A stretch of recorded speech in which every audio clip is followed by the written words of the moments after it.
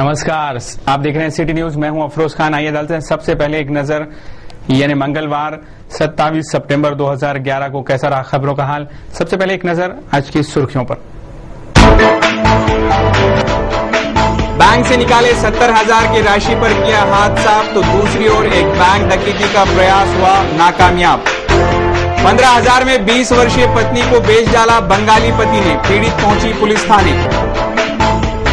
शहर का वो इलाका है जिस्म फरोशी का अड्डा, महानगर से हो रहा है सनसनीखेज खुलासा। मां जगदम्बा के स्वागत में सज्ज हुई अंबा नगरी, जगाने के बावजूद भी नहीं जागी मनपा। नवरात्रि के पहले जर्जर पुल सुधारने का किया था दावा, अब नागरिक चंदा करके पुल बनाने के पक्ष में। आज की सुर्खियों के प्रायोजक हैं इस दिन का सबसे सुहाना पल कौन सा है, क्या कहता है घर आ जाओ। इंडिया बुल्स होम लोन्स, घर आ जाओ।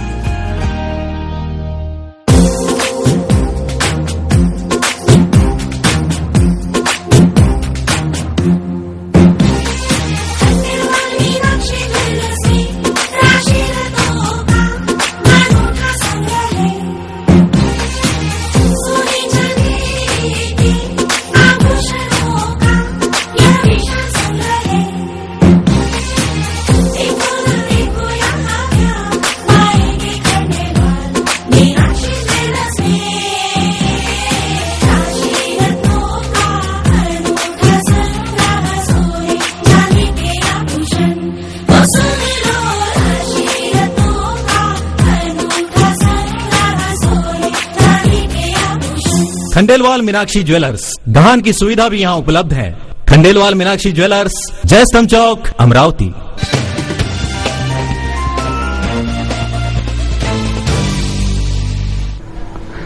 सिटी न्यूज में फिर से आपका स्वागत है। अब देखते हैं शहर का आईना एवं विस्तृत समाचार। अगली खबर है, अमरावती शहर में बढ़ रहे चोरी डकैती की घटनाओं से आगामी नवरात्रि महोत्सव के सुरक्षा पर भी कई सवाल उठ रहे हैं। एक तरफ खरीदारी लेन देन, तो दूसरी ओर हो रही है चोरी डकैती की घटनाएं। मंगलवार को राठीनगर के बैंक ऑफ इंडिया परिसर में दो अज्ञात चोरों ने बड़ी ही चतुराई से चुराई, तो अन्य एक घटना में अमरावती जिला मध्यवर्ती सहकारी बैंक डकैती का प्रयास नाकामयाब हुआ। स्थानीय राठीनगर के बैंक ऑफ इंडिया में शेगांव नाका निवासी रमेश गोपाल राव राउत ने बैंक में से 70,000 रुपए निकाले। अपना बैंकिंग व्यवहार पूरा करने के बाद राउत जब बैंक के बाहर निकले तो उनके 70 रुपये जेब से नीचे गिर पड़े।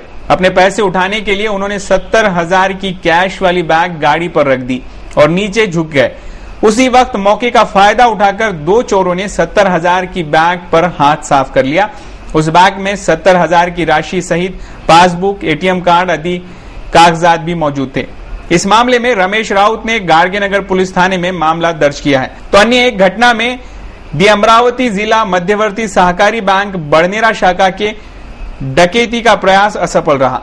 सोमवार की रात डकैती के इरादे से आए चोरों ने बैंक के शटर के तालों को तोड़कर बैंक में घुस गए, लेकिन लॉकर तोड़ने में वे चोर पूरी तरह नाकामयाब हो गए।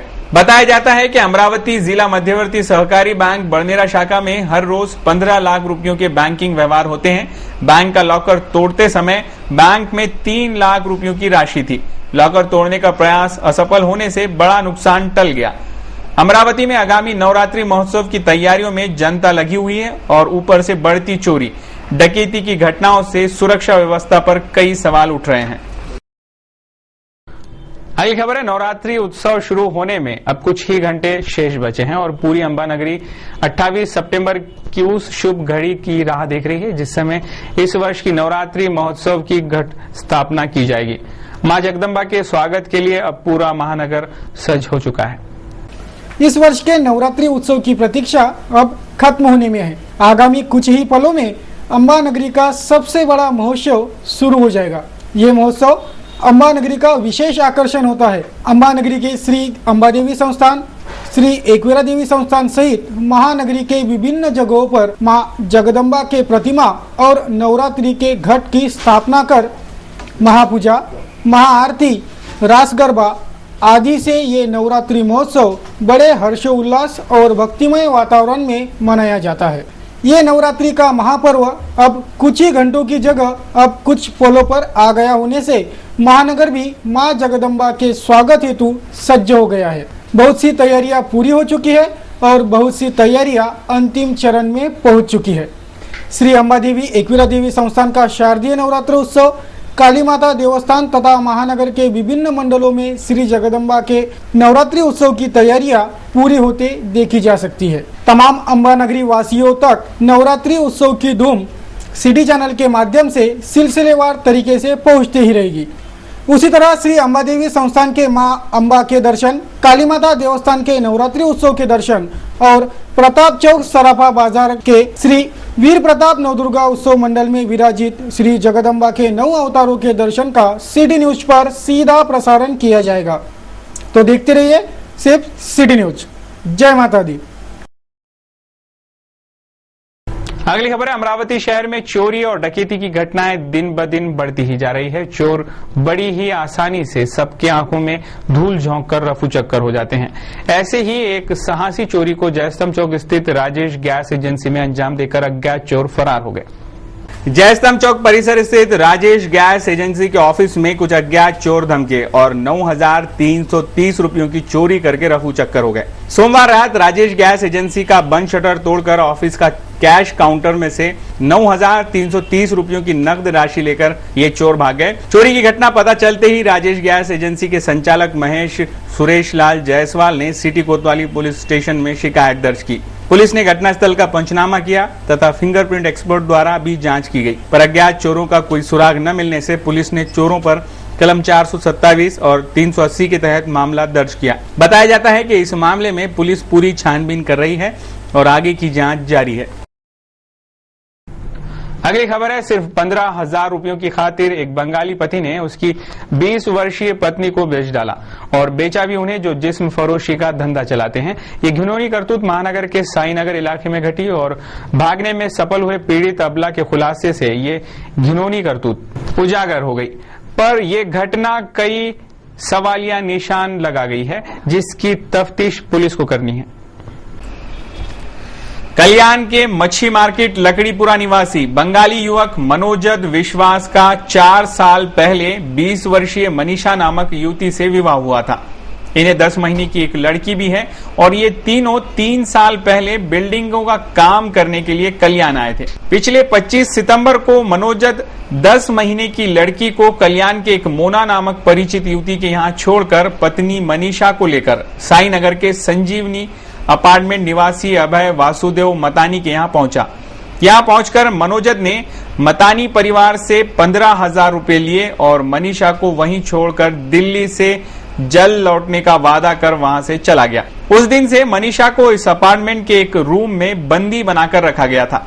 हालांकि उसे इस कमरे में टीवी, फ्रिज, खाना पीना, कपड़े आदि मुहैया कराए जा रहे थे, पर कमरे से बाहर नहीं निकलने दिया जाता था। इस अपार्टमेंट में कई कमरे हैं और उन कमरों में भी ऐसी ही कई लड़कियों को रखे जाने की जानकारी भी पीड़ित युवती ने दी, जिस पर तफ्तीश करने के लिए घटनास्थल पहुंचे पुलिस टीम के घटनास्थल पहुंचने के पहले सब रफा दफा किया जा चुका था। ये विशेष, जब मंगलवार की सुबह ये पीड़ित युवती अपनी जान बचाकर वहां से भागी, तब जाके इस घटना का खुलासा हुआ। सिर्फ 15,000 रुपए की खातिर पत्नी को बेचने वाले इस आरोपी पति ने पति पत्नी के पवित्र रिश्ते को बदनाम कर डाला, पर पुलिस यंत्रणा सिर्फ कहने के लिए ही कार्रवाई का दिखावा कर इस युवती को उसके ठिकाने तक पहुंचाए जाने की बात कह रही है।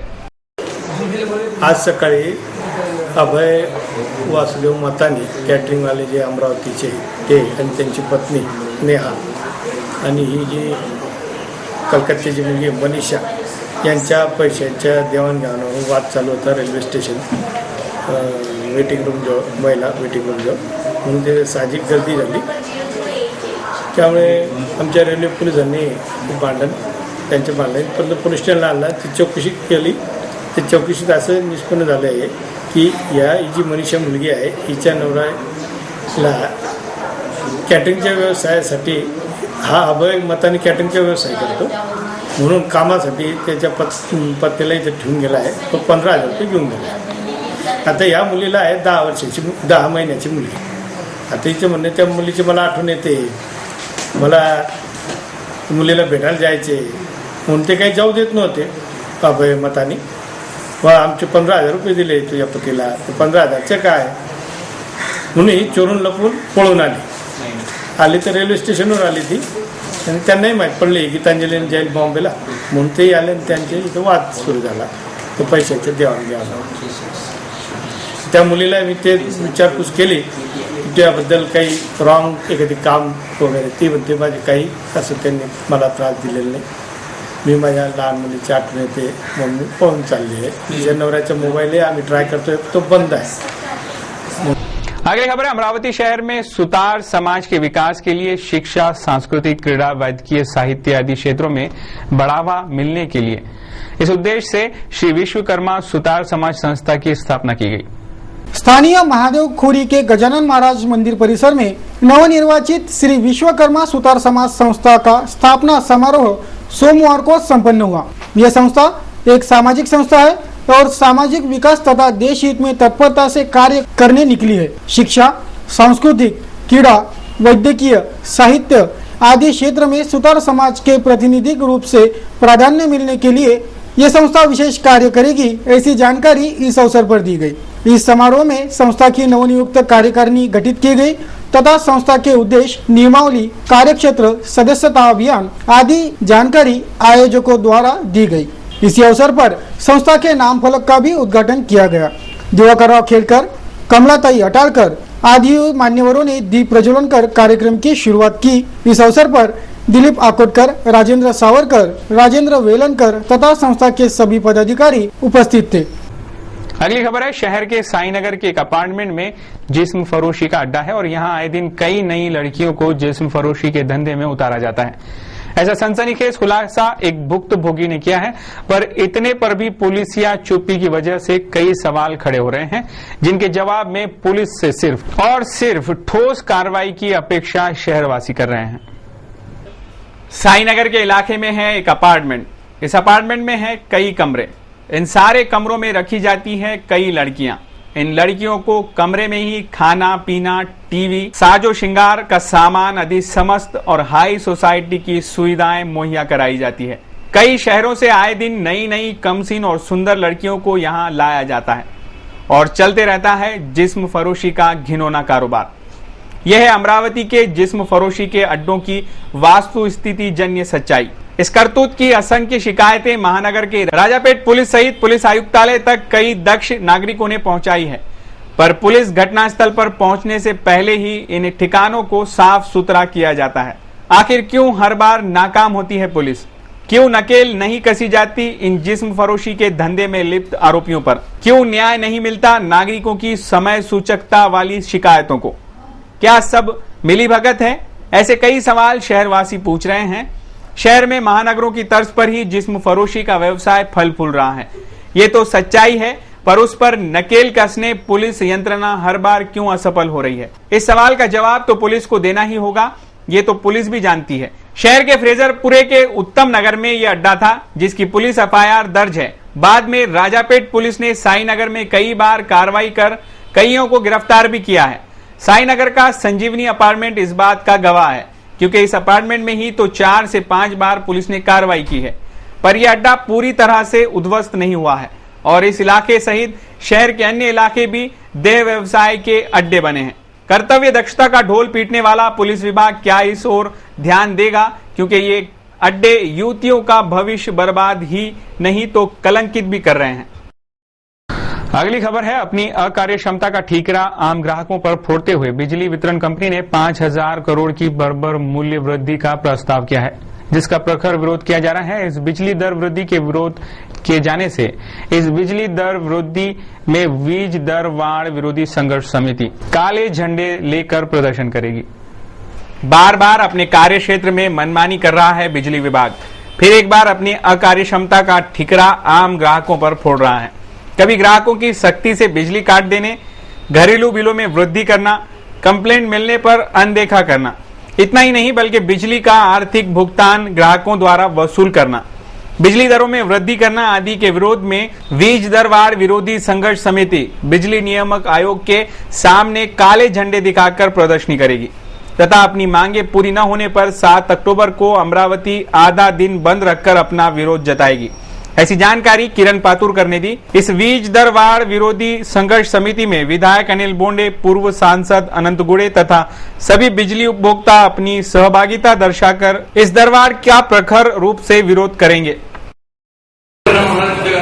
उद्योजक सुद्धा माझा त्या विषयाचा अभ्यास भरपूर आहे, त्यामुळे चंद्रराजी उद्योजक आहेत, त्यांचा अभ्यास भरपूर आहे। उद्योजकांच्यासाठी होणारा एक विषय, आम जनतेसाठी होणारा विषय आणि या सगळ्यांचा ओव्हरऑल आपल्या इथल्या व्यवस्थेवर होणारा परिणाम असं एक ओव्हरऑल आम्ही मुद्दे तयार केले आहेत की मी पुरवण्याच्या मार्फत एनईआरसी मध्ये महावितरण आपला प्रस्ताव सादर करते की आम्हाला किती कमी मोबाईल आहे, किती कमी विकतोय, काय होत आहे, पैसे किती पाहिजे, पैसे किती वसूल होणार आहे, त्याच्या मार्फत असतो त्याचा एक्झिस्ट आहे। सुप्रीम कोर्टापर्यंत गेले महावितरण आणि त्यांनी त्यातून ऑर्डर आले त्या आहेत 4,500 कोटी रुपये, म्हणजे 4,500 कोटी रुपये तुमच्याकडनं एक्स्ट्रा वसूल होणार जातात की ज्या ठिकाणी एनईआरसीच्या ऑर्डरच्या विरोधात जाऊन त्यांना मान्यता दिली आहे, म्हणजे सुप्रीम कोर्टाने त्यांना मान्यता दिली आहे महावितरणला की या ठिकाणी हा ऑर्डर चुकीची आहे, तुम्ही हे पैसे वसूल करा।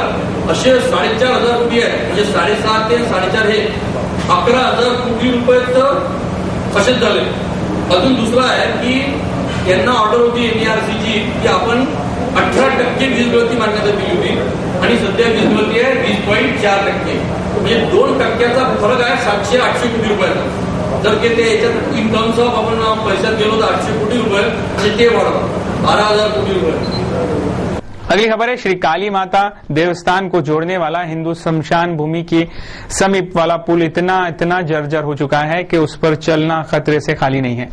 नवरात्रि महोत्सव के मद्देनजर ये पुल तुरंत ठीक कराने की मांग करते हुए सिटी न्यूज ने करीब माह भर पूर्व मनपा प्रशासन को जगाया था, जिस पर घटनास्थल पहुंचे लोक प्रतिनिधि और इंजीनियर ने ये पुल नवरात्रि के पहले ठीक करा देने का आश्वासन मनपा प्रशासन द्वारा दिया था, पर यह पुल नवरात्रि शुरू होने के पूर्व संध्या तक ठीक न हो सका। यानी जागने के बावजूद और जगाने के बावजूद भी मनपा प्रशासन नहीं जागा।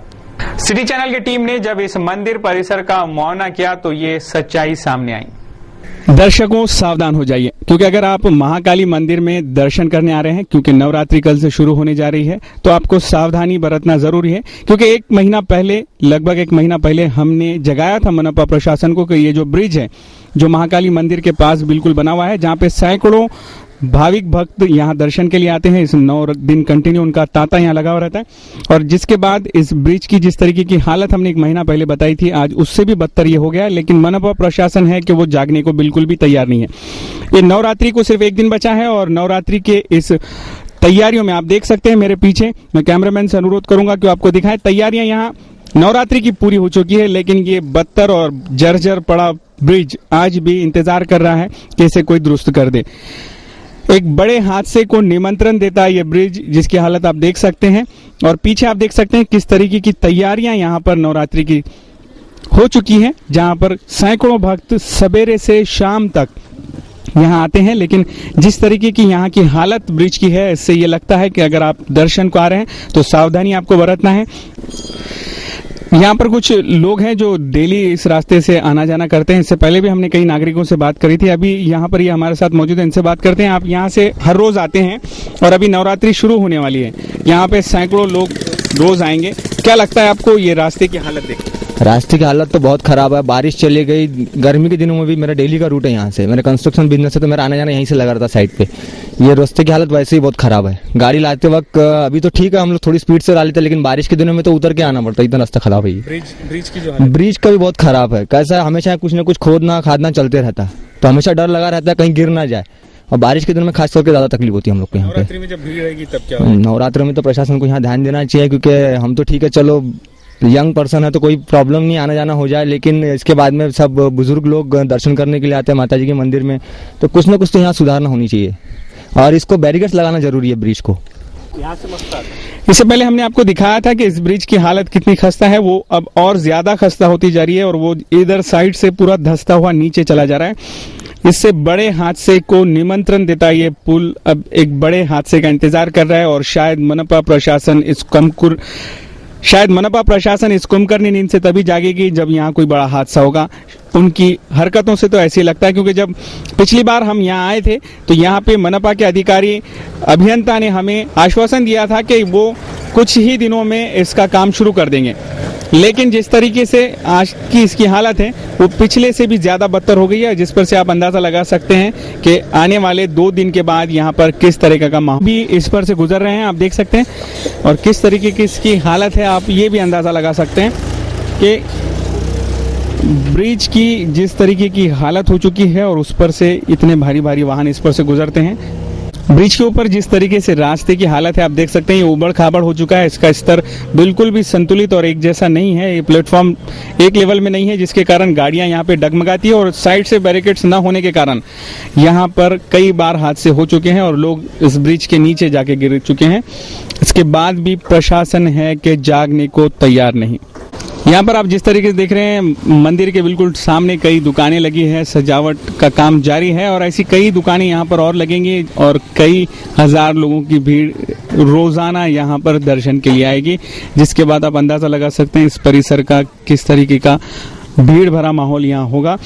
लेकिन जिस तरीके के इंतजामात होना चाहिए थे, जिस तरीके का रास्ते का मरम्मत होना चाहिए थी, वो प्रशासन करने में पूरी तरीके से नाकाम रहा है और प्रशासन है जो अब तक सोया नहीं है, बार बार जगाने के बाद भी।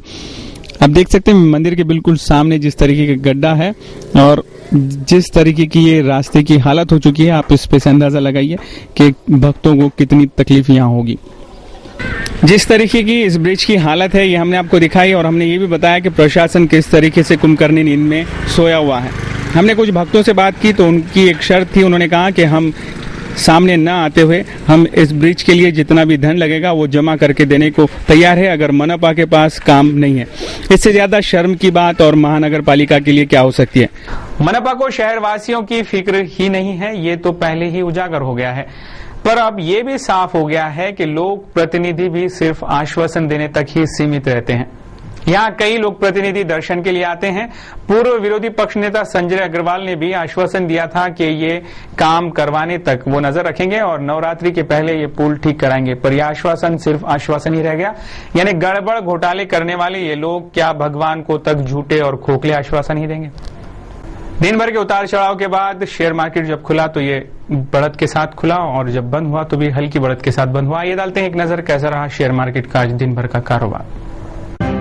मजबूत वैश्विक संकेतों के बीच भारतीय शेयर बाजार के प्रमुख सूचकांक आज तेजी के साथ बंद हुए। निफ्टी ने 4,900 के मनोवैज्ञानिक स्तर को पार कर लिया, जबकि बीएसई सेंसेक्स 473 अंक यानी 2.95% की मजबूती के साथ 16,524 पे रहा, जबकि निफ्टी 136 अंक यानी 2.81% की बढ़त के साथ 4,971 पर बंद हुआ। एनएसई के मंझोले सूचकांक सीएनएक्स मिड कैप में 1.39% की मजबूती रही, जबकि बीएसई मिड कैप सूचकांक में 1.60% और बीएसई स्मॉल कैप में 1.36% की तेजी रही। आज के कारोबार में रियलिटी और आईटी क्षेत्र में सबसे ज्यादा खरीदारी का रुख रहा। एशियाई शेयर बाजारों से मिल रहे सकारात्मक संकेतों के बीच भारतीय शेयर बाजार के प्रमुख सूचकांकों की शुरुआत बढ़त के साथ हुई और ये बढ़त के साथ ही बंद हुए। कैसा रहा दिन भर आज शहर के मौसम का हाल, आइए डालते हैं एक नजर शहर के मौसम के हाल पर। शहर का अधिकतम तापमान मंगलवार को 32 डिग्री सेल्सियस आंका गया, जबकि न्यूनतम तापमान 25 डिग्री सेल्सियस रहा और शहर की ह्यूमिडिटी का परसेंटेज मंगलवार को 50% आंका किया, जबकि ड्यू पॉइंट रहा 20। बुधवार को भी मौसम विभाग द्वारा आसमान बादलों से घिरे रहने के संकेत मिल रहे हैं, जबकि मौसम में किसी प्रकार का कोई बदलाव नहीं है, जबकि ह्यूमिडिटी में कुछ परसेंटेज में कमी आ सकती है। देश के जाने माने कार्टूनिस्ट श्री श्याम जगोता, इन्होंने आज सिटी न्यूज के कार्टून कोना के लिए आज का ये कार्टून भेजा है। विदेश दौरे पर गए प्रधानमंत्री को देश में चल रहे राजनीतिक गहमागहमे से काफी परेशानियों का सामना करना पड़ा। इसी बीच प्रधानमंत्री का जन्मदिन आया और प्रधानमंत्री ने अपना जन्मदिन हवाई जहाज में ही मनाया और केक भी काटा। शायद आम जनता उस हवाई जहाज की ओर देखकर यही कह रही हो कि कभी तो कोई केक के टुकड़े हम जमीन पर रहने वालों के लिए भी उछाल दो, या हमारी किस्मत, यानी आम जनता के लिए सिर्फ सरकार महंगे और कड़वे करेले ही बेचेगी। कुछ इसी तरह का दृश्य दर्शाता है आज का हमारा ये कार्टून।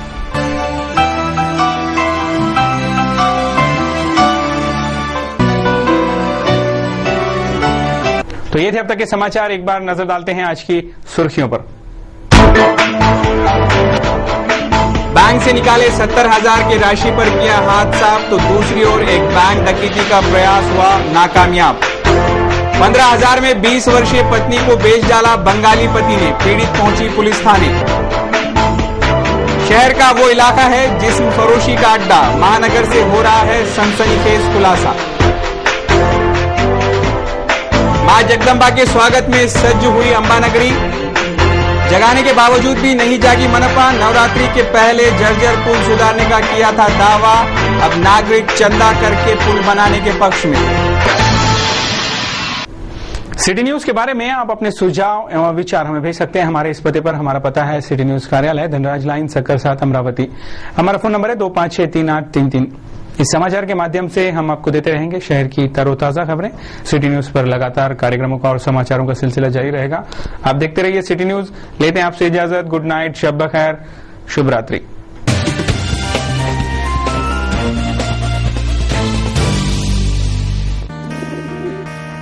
दिवसाचा हा सर्वात सुखाचा क्षण कोणता आहे अरे सांगे काय खरी यारा। India bulls home loans,